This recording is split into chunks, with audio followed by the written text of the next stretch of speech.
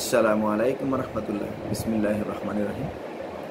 একটি বিবিসির জরিপকে আমি উপস্থাপন করছি, যা গতকালকে আমার নজরে আসলো।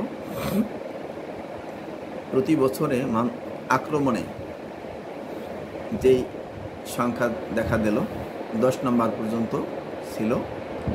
10 নম্বরের সিরিয়ালে ছিল সিংহ, যার আক্রমণে মারা যায় 200 মানুষ। 9 নম্বরে ছিল জলহাতি, যার আক্রমণে 500। 8 নম্বরে ছিল হাতি, যার আক্রমণে মারা যায় 600। 7 নম্বরে ছিল কুমির, যার আক্রমণে মারা যায় 1000। 6 নম্বরে বিচ্ছু, যার আক্রমণে মারা যায় 3000।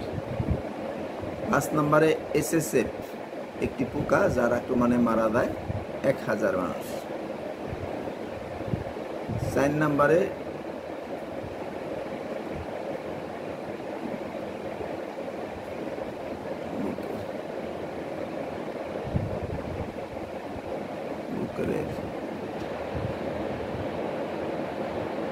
কুমির, যার আক্রমণে মারা যায়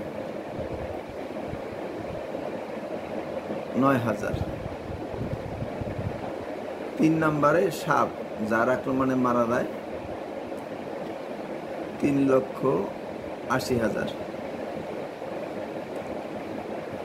2 নম্বরে মানুষ, যার আক্রমণে মারা যায় 4 লক্ষ। সবচেয়ে শক্তিশালী কে দেখেন? মশা, যার আক্রমণে মারা যায় 7,25,000 বিভিন্ন রোগ আক্রান্ত হয়ে। তাহলে আমরা যারা মানুষ অনেক শক্তিশালী মনে করি, এই শক্তিশালীর আমাদের থেকে শক্তিশালী মশা, যেই মশা নমরুদকে ধ্বংস করতে পেরেছে, যেই মশা এখন পর্যন্ত এত ছোট্ট একটি প্রাণী হয়েও আক্রমণ করে বিভিন্ন রোগাক্রান্ত হয়ে মারা যায় 7,25,000 মানুষ বৎসরে। প্রিয় বন্ধুগণ, তাহলে আমরা কিসের অহংকার করি, কিসের বড়াই করি, কিসের তাকাব্বরি করি? আমরা তো একটি মশার থেকেও শক্তিশালী না। তো এই ছিল আমার ভিডিওটি। ভালো লাগলে অবশ্যই সাবস্ক্রাইব করবেন। আল্লাহ হাফেজ। মোহাম্মদ জহিরুল ইসলাম।